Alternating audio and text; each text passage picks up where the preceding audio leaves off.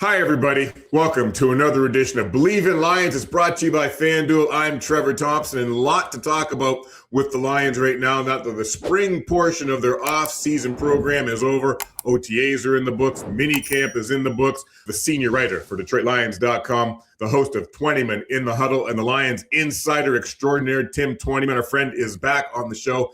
Proud and glad to have you, Tim. Thanks for making time for us this week. Like I said, a lot to get to. And I do want to get to some of the topics I just illustrated, but I want to start the show off with Jahmyr Gibbs. Camps are over. They're going into the offseason now. They get a break before training camp starts. The guy is still not signed to his extension.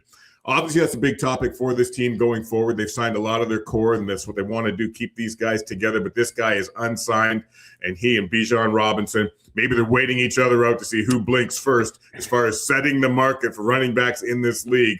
But let's start there. And how big a concern do you think this is for the guy who, according to FanDuel, is the odds-on favorite to win the offensive MVP award heading into this season? Yeah, I don't think, Trevor, I don't think they obviously want to get it done. He's one of those core players. They've always talked, right? You draft, you develop, and you re-sign. And we've seen that trend play out with all their core players. And Jahmyr is one of those guys. I think the one thing the Lions have going for them is they picked up the fifth-year option.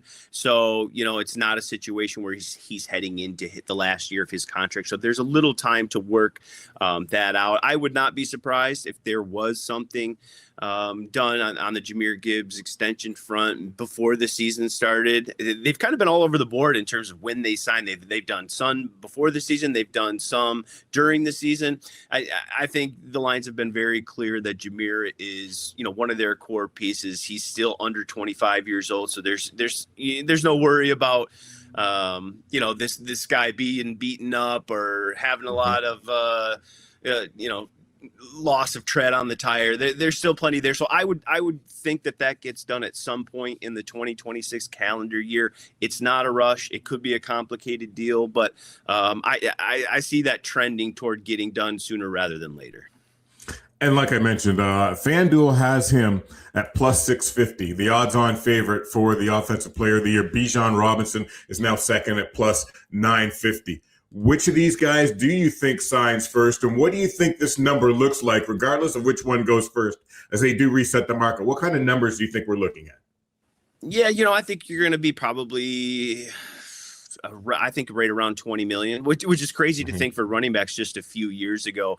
Everybody talked about how you devalue that position and, you don't pay running backs. But when you get generational guys like a Bijan Robinson, like a Jahmyr Gibbs, and they're both 24 years old, I think those are guys that you want around for a while. In terms of who gets paid first, I'm not quite sure. I think boboth teams have a little bit. Do you think they're waiting one another out? Do you think they're waiting one another out? I could see. I think there's some danger in that. You wait it out. All of a sudden it gets to the year, and all of a sudden you suffer a knee injury or you suffer an injury. I think there's always that concern with playing that type of game to wait out for more money. I think both of these guys are going to get paid. It's going to be generational money. I just think. I think it's dangerous to wait each other out.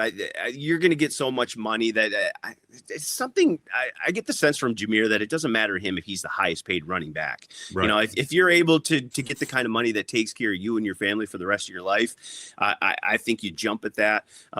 Whether it's, 100,000 less per year than the next guy. When you're talking that kind of money, Trev, I don't think it really matters in the end. So, I think they're complicated deals. They're long-term deals. They're, I think these things take time. We've seen that with some of the other deals with Jared Goff. That took some time. They were talking for months. Aidan Hutchinson, that was a complicated deal when you're talking about resetting the market for edges. Those take times. And so, look, the Lions have shown that they're not afraid to make those deals. They made Jared Goff the highest paid. They made Aidan Hutchinson the highest paid. And so I believe it's going to get done. It's probably going to be around the $20 million a year, which is crazy to think for running backs, but that's where this is trending. The cap continues to go up.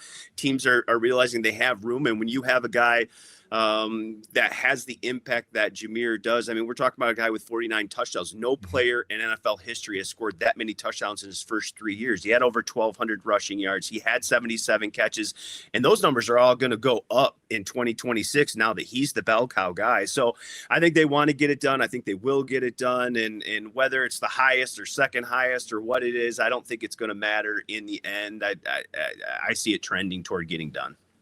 And they also made Kirby Joseph the highest paid. That's something we'll get to a little later on in the show. But I want to stick with the backfield for a second because it's going to look different without David Montgomery. And through OTAs and through the brief mini camp that they just wrapped up, what have you seen from Isaiah Pacheco? What have you heard from Isaiah Pacheco? And just your thoughts on him replacing David Montgomery going forward and where he's at right now?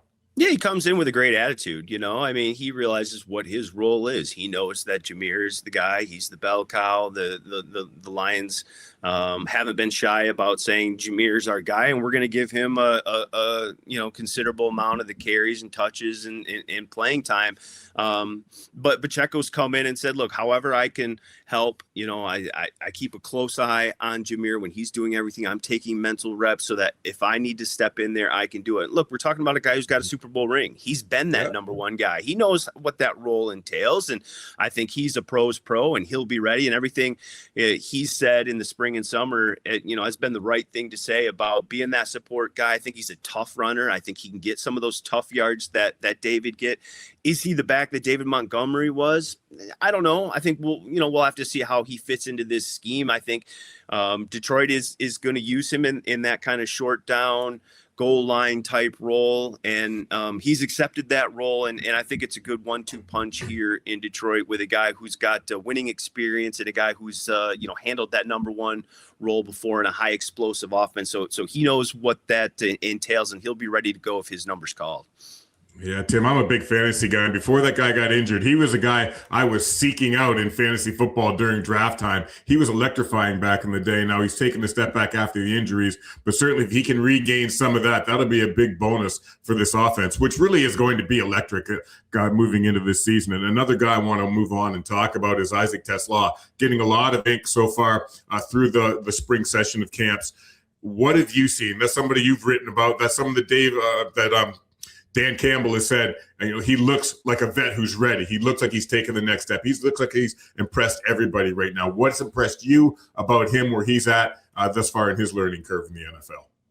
Yeah, he's just really settled in. And I think that was I think Dan said it best when he said he looks like a veteran. You know, when you come in as a rookie, your head's spinning, you're trying to learn names. Where do I live? What do I do? How do I fit in this? I got to learn the plays. Like, there's so much that goes on behind the scenes for those young players that maybe fans don't realize. And I just see a calm Isaac TeSlaa. I think he's comfortable with his role, where he fits in. You know, obviously got some opportunities last year and really took advantage of them with those 6 touchdowns. And look, now he steps into that number 3 role with Khalif Raymond, moving on to Chicago. And look, he's a big body. He's got great hands. I think one of the things he really worked on this offseason was his short area quickness. Being able to get off the line of scrimmage.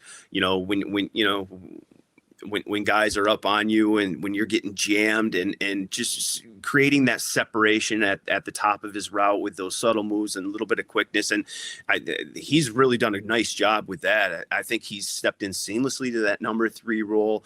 And I think he built some trust with Jared Goff last year. Jared Goff knew that he could throw the ball up to him. He's a big target at 6'4", 200 pounds, runs a 4.4, has really nice hands, good body control, can jump up there and get it, made some of those amazing plays. And I just think he's one of the guys I think that has an opportunity to take a big jump in year 2. I mean, you look at the skill weapons this team has with Amon-Ra St.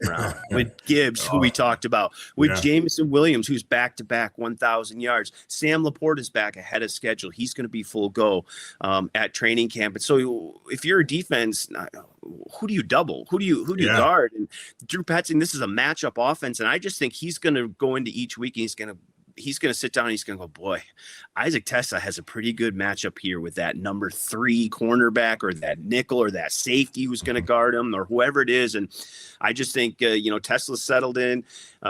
He looks good. He's gained, some of the skills that he needed this offseason. And there's not enough footballs for him to have major, production, but I wouldn't be surprised if he 40 catch kind of guy is your number 3 receiver, 50 catch guy, excuse me.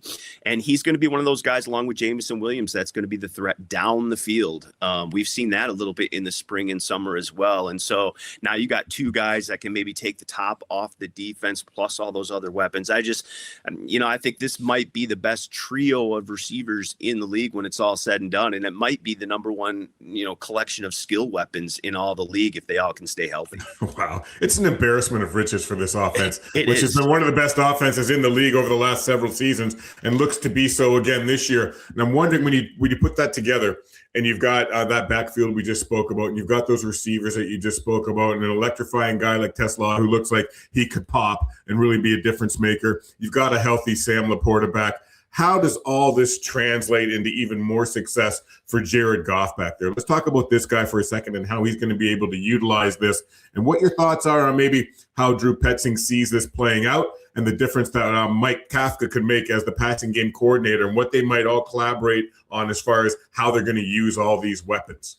Yeah, I think they're going to open up the deep part of the field a little bit more this year. That's the sense I get. Kafka's coming from an offense in New York that was really their bread and butter. They were really good at that. I think he brings that element a little bit to this offense, just how it'll all work together. We talked about Petzing before. He's a really matchup guy. He does so much with the formations and the shifts and setting things up to try to create matchups, before the ball's even snapped. And now you have a quarterback in Jared Goff who's going into his 11th year, who I think is the perfect guy to kind of run all that stuff. There's nothing you can throw at Jared Goff as a defense that he hasn't seen in 11 years. He's one of the most accurate quarterbacks. I mean, you look at all the statistical categories that measure good quarterback play, and Jared Goff was top 5 or top 3 in just about every single one last year. I think he's got a great command of this offense, these weapons.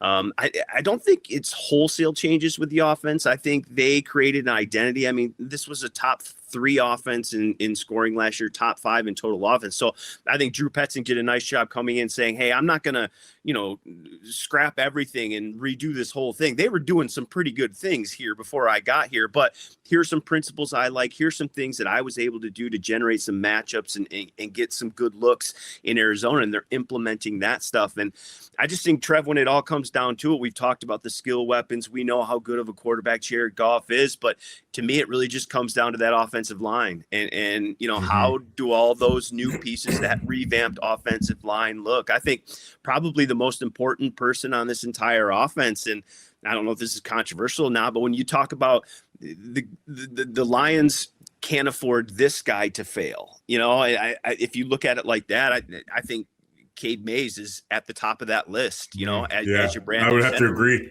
We saw what happened last year when, the play at the center position declined significantly. And I think that had a big effect on this offense.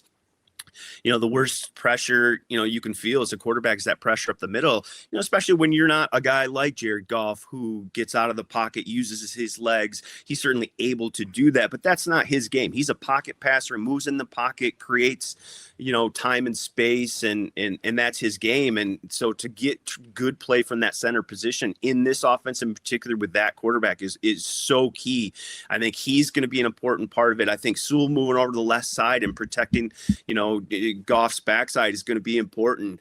Ratledge is stepping into his second year at right guard. I expect him to take a big leap. I thought he played some pretty good ball the second half of last year. And to me, it really just comes down to, what do you get at that right tackle spot? It's going to be Larry Borum or Blake Miller. That's going to be a good competition to watch throughout camp. And then I think the left guard spot, Christian Mahogany, Ben Barch is over there, Miles Frazier. They're moving Giovanni Manu over there to see if he can play some guard. That's going to be a good competition.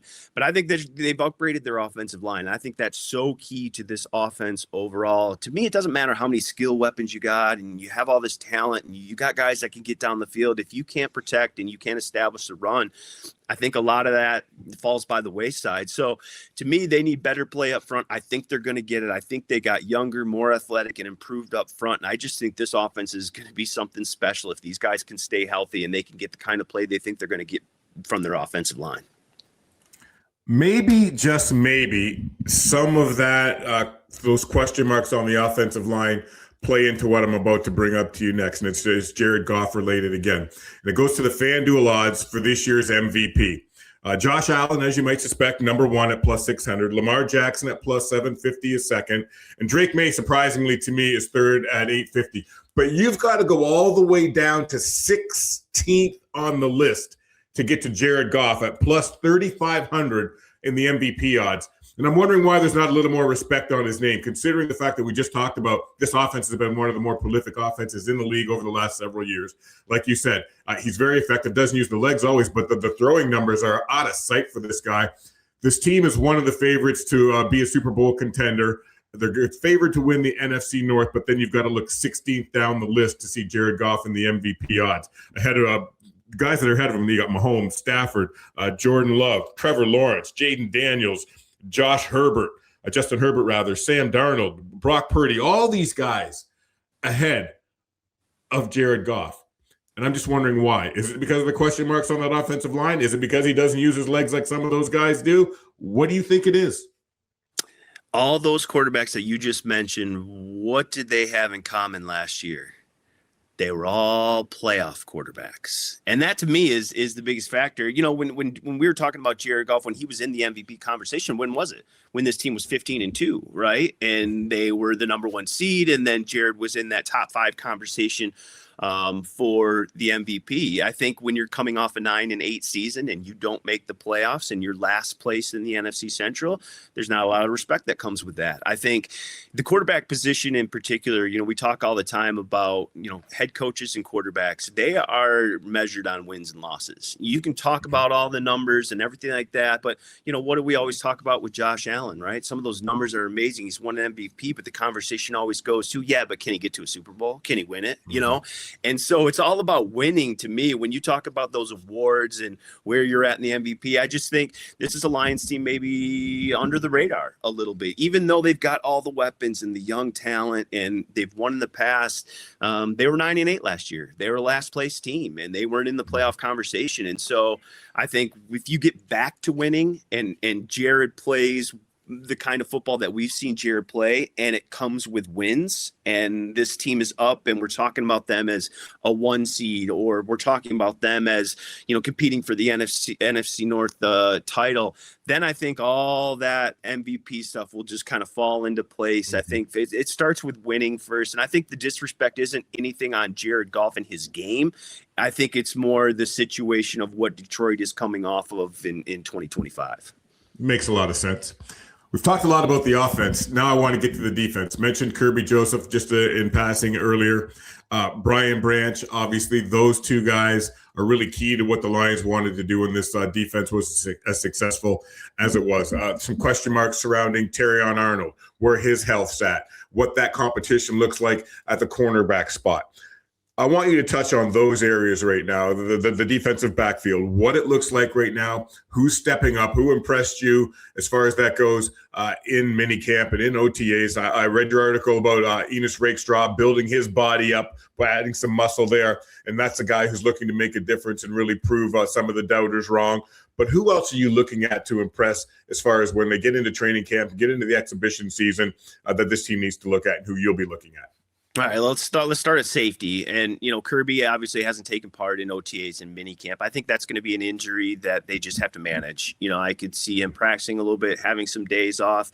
You know, I remember at the end of Calvin Johnson's career, you know, when, you know, he wouldn't practice on Wednesday, wouldn't practice on Thursday, would be limited on Friday, and then he'd have 300 yards on Sunday, you know, and that was just kind of what Calvin did. And then on Monday, he'd be walking through from the facility, you know, very slowly and getting back to that health. And, you know, I don't know if Kirby's at that point yet, but you get what I'm saying. You know, I think this is a veteran guy. You know, I think they're just going to kind of have to manage him and see where this knee goes. I think there's a lot of question marks remaining with that. In terms of Brian Branch, I would expect him maybe October-ish. October, early November, you start to maybe see a timeline. Maybe that speeds up But I don't think he's going to be ready for training camp. I'd be a little surprised if he was ready for the start of the season. Maybe a situation where he starts on PUP and then week 5, week 6, that's where you kind of look for him to get back there. But, because of those injuries that we just talked about, I thought Brad Holmes did a pretty nice job of filling the coffers behind those guys. With a guy like Christian Izien, a guy who's, started in this league. And then, a guy like Chuck Clark. Chuck Clark's playing 123 games in this league. He's got 80 starts. And I've been impressed with Chuck through the offseason training program and the mini camp, especially these last two days of mini camp. I was watching him, and I think he's become a vocal leader on that defense along with Jack Campbell. He's a veteran guy. He knows what he's doing. He's played the free and the strong in this defense. And I think guys have looked to him as a guy who, is kind of a grounding force, getting guys in the right spots along with Jack. And I thought he's been a really good addition. He had an interception, a pick 6 off Jahmyr Goff on Tuesday. So he's shown some playmaking ability too. So between, Clark and Izien, they brought Avonte Maddox back. They've got Dan Jackson. They've got some good depth there. So I think they're in a better position if Kirby's knee acts up and he misses time, or Branch timeline gets extended maybe a little bit longer. I think they're in a pretty good position there to navigate that time.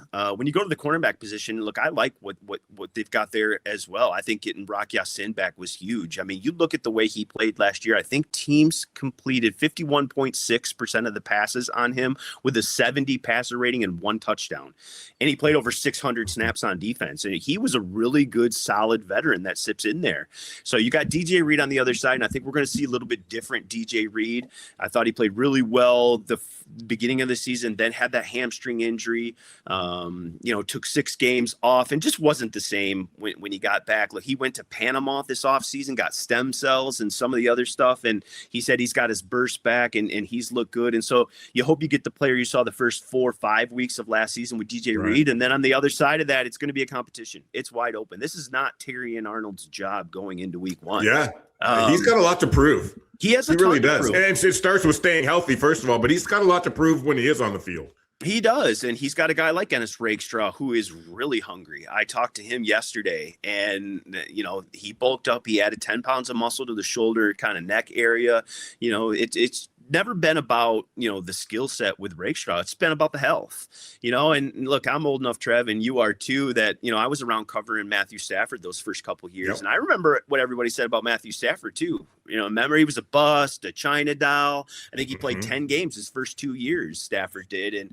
And then he went on to play 8 straight seasons, never missing a game, and is this guy that, obviously has become what he's become. Now, I don't want to compare Ennis Rakestraw to Matthew Stafford, MVP, but I'm just saying the situations are similar in terms of their first 2 years and some of the criticism and injuries they had to deal with. And so you hope Ennis Rakestraw, that part of his career is done with. And now you get to guy that the Lions, really liked and used a 2nd-round pick on him a couple of years ago. But you've got him, you've got Rock Ya-Sin, you've got, some other guys that are competing for that spot opposite DJ Reed. So they've got some depth there. And I think even when you talk about the nickel, you lost Amik Robertson, who's been kind of that guy for you the last 2 years. Roger McCreary steps in, a veteran who's played a lot of football for some really good defenses in that role. Izien can step down and do it. And then Keith Abney, the second, who they drafted, a guy they like too, that can play inside there. So when I look at the safety and cornerback position, obviously you've got some, injury concerns and stuff like that with the starters, but I think they've added really good depth behind it. And we've seen just the injury luck with this team the last 2 years. They've been decimated all over the place. Yeah, they sure have. They've been playing guys that you didn't even know their names. They just have gotten into the building on Monday and they're trying to go out there and play defense. I just think they're tough to win that way. Dude, it's really tough to win that way. That's what derailed the 2024 season, And so I just think they're in a better situation if they deal with some of those injuries again. I think they've got guys at a number of spots, especially in that secondary, that can step in and give them some valuable time. And I don't think there's such the big drop off as there was with some of the guys that they've had in some of those spots in years previous. I think Brad did a really nice job building up some veteran depth and adding some young guys that I think they can weather the storm if that happens again. Let's cross our fingers, Trev. Hopefully they get some injury luck. We haven't had it in 2 years. Right. I'd like to see these 7, 8, 9 Pro Bowlers play 17 games. That's always not the reality. And if it's not the reality, I think Detroit's in a better spot, especially in their secondary. And Tim, I was really interested and really like my mind just started to go places when I read what you had to say about what Calvin Shepard will have to work with up front if he wants to go with a really big lineup, and the way that he can use some versatility up front with some of the guys he's got up there along with Aidan Hutchinson and DJ Wonnum and Lee McNeil being back and Tyreek Williams being in his second year, and the size and the length that he has. Just go into that for some of our audience about what your thoughts are on some of that versatility, some of that length and size, and how they'll be able to use that going forward. Yeah, that length really jumped out. They weren't even in pads. They were just running around in shorts, but you could just still see the length. Look, they wanted to get younger. They wanted to get deeper, specifically on the edge, and they obviously did that. I think when you look at the edge, Aidan Hutchinson 6'7", DJ Wonnum 6'5", Peyton Turner 6'6". They've got really good length. Even Derek Moore at 6'3", but got long arms. I mean, they've got some guys on that edge that give them some length. And I think it gives them some versatility too, because you can throw some of those guys inside. I think that length allows you maybe on some certain third down pass packages, you could run in there with 4 defensive ends. And you can shift some guys inside and they can play in there. But you've also got some versatility with your defensive tackles too. Levi Onwuzurike, we've seen him step outside and kind of play that big end role. Tyler Lacey's another guy who played some key minutes last year, and he's gotten first team reps this spring as kind of an inside big end type guy. So I think when you look at Casey Rogers, the run game coordinator and defensive line coach, we talked to him, this week, and he just said he loves the versatility that some of that length and size provides them. They can put a package of 4 defensive ends out there. They can put a package of, 3, interior guys, one of them playing the big edge along with Aidan on maybe a, short area run situation. And they can be big inside. So I think they can be big. They can be fast. They can move guys around. They can be versatile. And I think that's the one thing Casey really likes about what they've done here. And, Tyreek Williams to me is a guy going into his second year. I think they need him to have a big season inside. I would expect Lee McNeil now, over a year removed from that ACL, to be more like Aleem in 2024. And that puts Tyreek in a really good situation where he's going to be playing between, a guy like Aleem McNeil and a guy like Aidan Hutchinson and what those guys, what the offenses have to do to kind of, put resources at those guys. I think it's going to give Tyreek Williams an opportunity to do some things in year 2 that maybe we didn't see last year in terms of his pass rush. And I just think he's a little bit more comfortable, added some muscle. And I think they've got some weapons inside and some versatility that they can do some things along their defensive line. Man, we've talked about this team all over the field, and I'm just getting excited at the thought of what this team can look like if they stay healthy. If they stay healthy, that's with these weapons and some of the experience that these guys have now gotten. You talk about Tyreek being in year 2, Isaac TeSlaa being in year 2, just touching the tip of the iceberg, scratching the surface of all the talent that Jahmyr Gibbs brings to the table. Just so much to be excited about. We talk about Terry and Arnold too. What's he really going to bring? Excited to see what he's got in the tank this year and the steps that he's taking going forward. So much to look forward to. We're glad to have you along to share some of it. Everybody go to DetroitLions.com, read Tim Twentyman's work, go to Twentyman in the Huddle, hear what he has to say about what's going on with this team, learn a bit, because this guy is certainly a fountain of knowledge when it comes to your Detroit Lions. Anything you want to leave the audience with before we wrap up this show?